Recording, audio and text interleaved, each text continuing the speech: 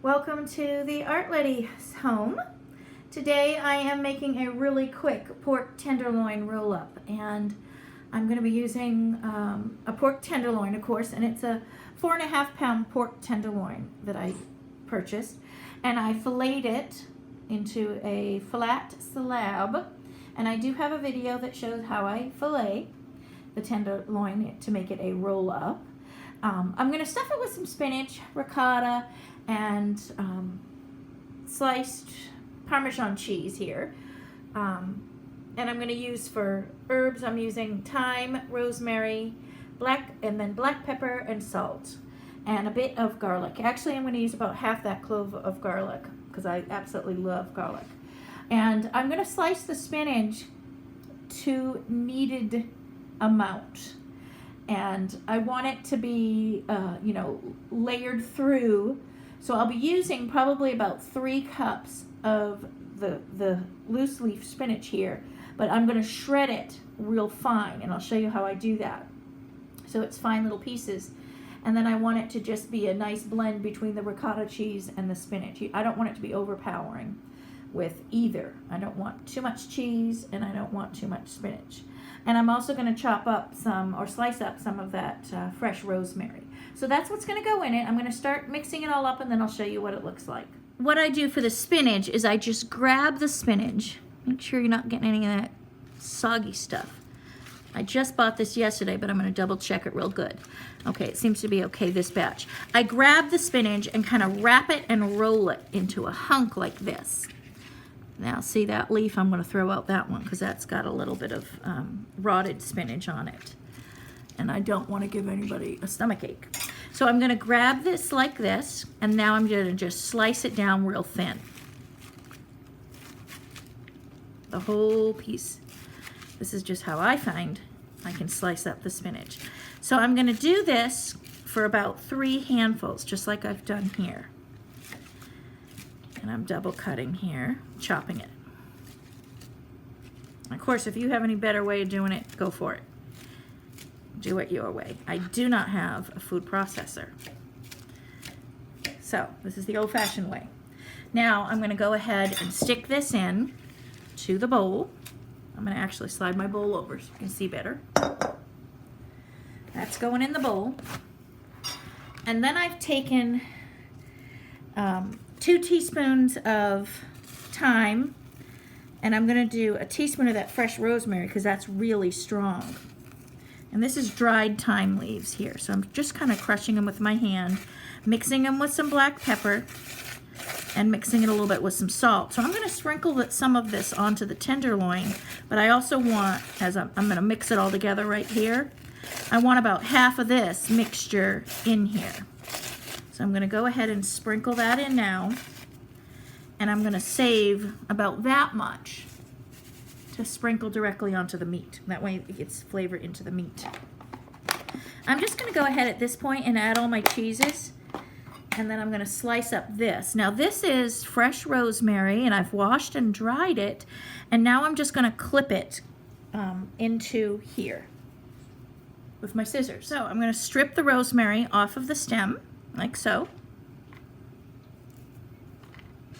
And like I said, I only need about a teaspoon. I'll save some of this just to put on top. It'll look pretty. Now I'm just chopping up the rest of my rosemary. I'll just show you here. I've snipped the tip with my scissors, and now I'm just quickly shredding this like so. And this brings out the flavor. Like so. There we go. And I'll scoop this up and put it in. I'm saving a pinch into this mixture here. It's going to go directly on the meat. And then the rest is going to go into my bowl.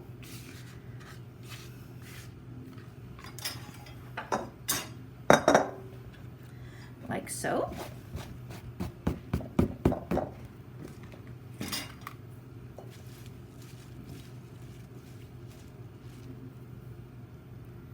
Now I'm putting in my cheese, and I like the thick shred cheese like this, then each bite, and I just lightly crumble it in my hand, because then each bite is just packed with amazing flavor. And I'm going to use the whole pack there. This is 4 ounces of this cheese. And 4 ounces is actually quite a bit of that cheese. Love that. Now to start, I'm going to put in half a container of my ricotta cheese, like so. And I'll give it a little stir.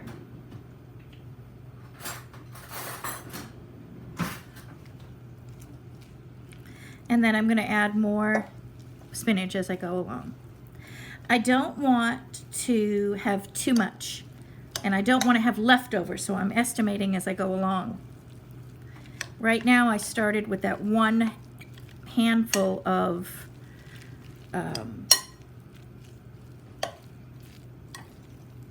spinach, and I'm going to estimate what else I need. So this, I'm going to go ahead and do another handful, because I don't want leftovers. Another handful of spinach and some more ricotta. Okay, this is about another cup of spinach. And you want to do it according to your roast. Like I said, I don't want leftover. Let me get some more of that ricotta in here.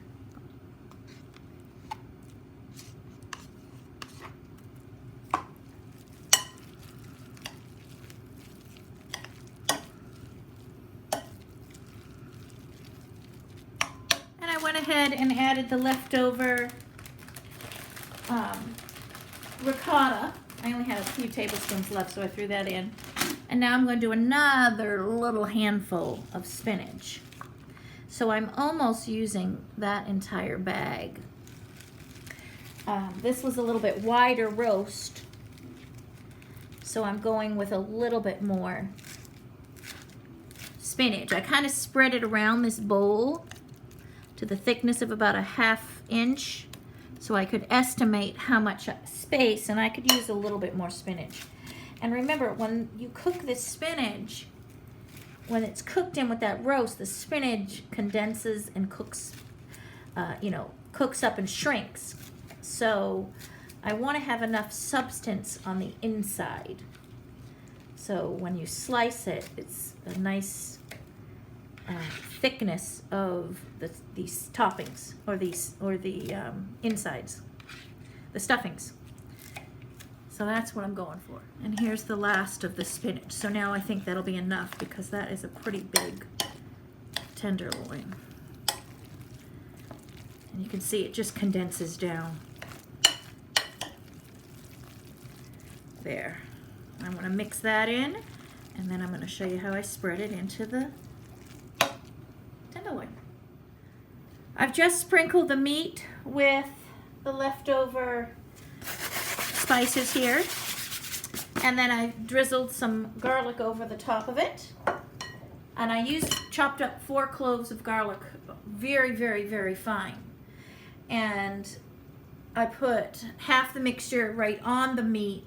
That way this gets infused into the meat, and then I put the rest into the spinach mixture.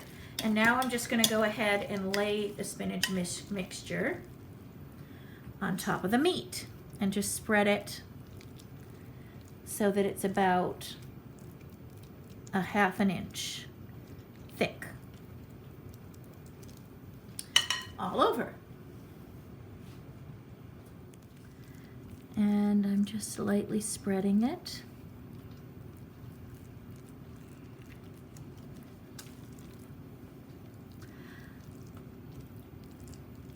I'm going to keep it a little bit thinner on the ends, and this is actually perfect. So the total that I've used for this 4½ pound roast was the 1 15-ounce package of 15-ounce container of ricotta, and then I used the whole package, 4 ounces of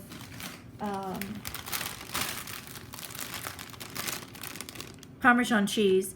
I almost used the whole bag of spinach, which is 8 ounces. And I have about probably a cup left of loose leaf here. So that's fine, because I can always use that raw spinach in salads, which is great, which is fine for leftovers. And this worked out perfect. I have nothing left, none in my bowl of my stuffing.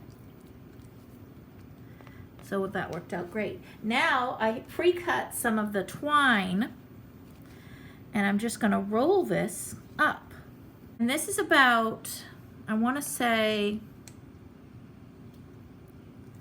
a 1/2 inch to a 1/4 inch spread throughout. And like I said, on the ends I left it a little bit, about a 1/2 inch to an inch from the ends. This is my end, my wrap end, so I'm not putting it right to the edge here. I'm gonna start rolling from this side. And so everything looks about evened. I'm just kind of patting this down to make it evened. And it's gonna be pretty delicious. I'm just patting it with my spoon here. Okay, so here we go. I'm gonna wrap now. And this is the end I'm wrapping, so I'm gonna start with the far end. And I'm just gonna roll and roll. And I have it down on paper, on wax paper. This is gonna be a pretty big guy. This may take longer than 45 minutes to cook, I believe. So I'm gonna wrap the string here.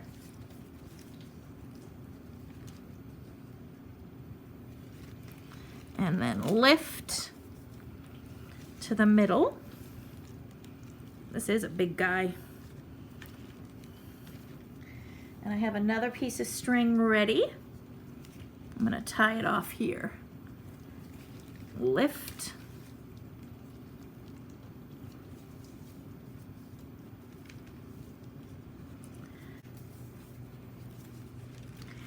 Now I'm tying this off.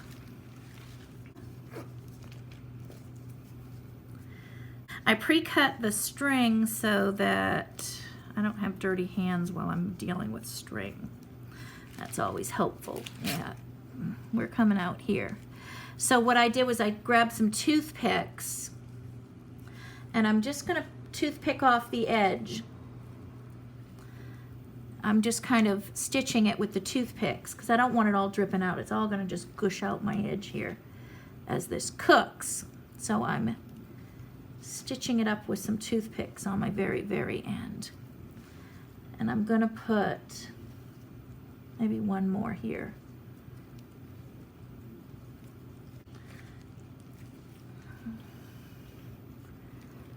Okay, so I'm putting 4 on this end. Now I want to count my toothpicks because I want to make sure I get them back so that I don't serve it with my toothpicks, so we don't lose any of them. So I'm going to put 4 in that end. And what I'm doing, I'll show you how I'm doing this. I'm taking the toothpick and putting it in this piece of meat, and then I'm also stitching it into the other piece of meat. So it's kind of, this goes through this wrap to the bottom wrap. That way it stays together, because this is just going to come on out. And it's okay if a little bit comes out, but I don't want it all dripping out. All right, so there's that. I'll stick 4 on each end. That way I can remember 4 and 4. There, let's do that one. There.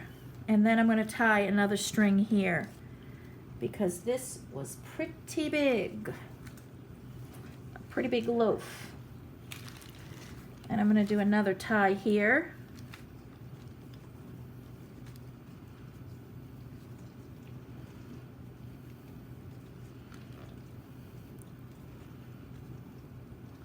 And I'm doing a double knot.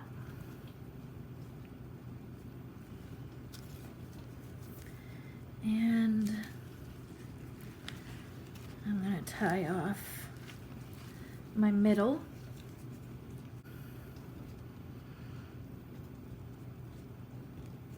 Okay, and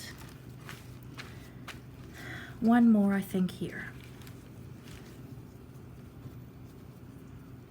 This is a big one.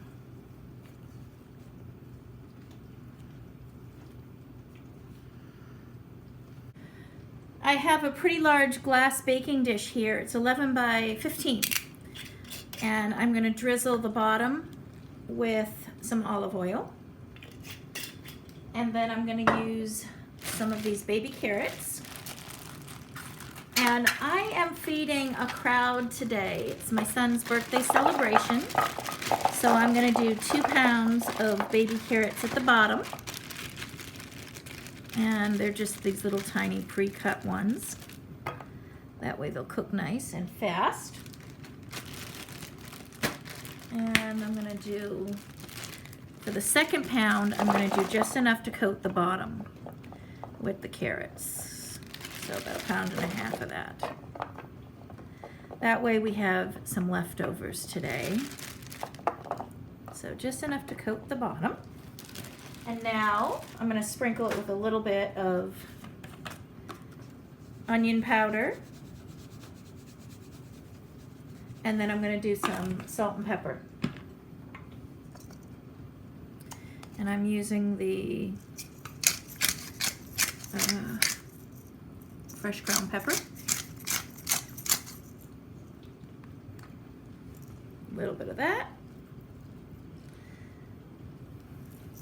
I just finished preparing about 2.5 pounds of potatoes, and I put in the rest of that garlic. So I've used total a whole clove of garlic. And then I used thyme. Oh, Colin, can you sprinkle some olive oil on top of here? I've used thyme and some pepper, a little bit of onion powder. Yeah, sprinkle some all around. And now we're just drizzling this with olive oil to toss.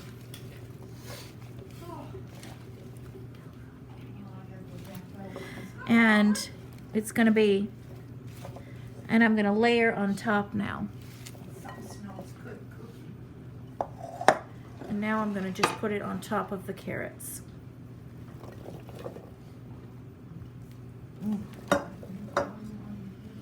It's quite a bit, but they'll all cook in. And then the roast goes on top.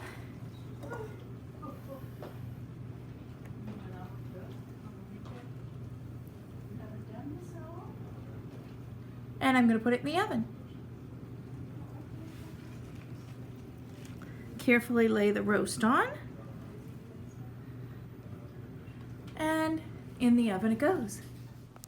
I ended up transferring it to a larger metal roasting pan. I just had too many carrots and potatoes. And I roasted it for an internal temperature of 155 degrees. And that was about, let's see, at 45 minutes I checked it and it still had 20 degrees more to go. So I want to say it was about an hour that it took to cook for that size roast. But you want to make sure you test yours for the internal temperatures. And we sliced it up about 1 inch thick and everybody enjoyed it. It had a beautiful, rich taste of spices and a garlic through it. And it didn't have an overly cheesy flavor to it, I didn't think. The beautiful rosemary and thyme flavors came through with a hint of garlic, and it was really wonderful tasting. And be sure you let me know how you enjoyed it.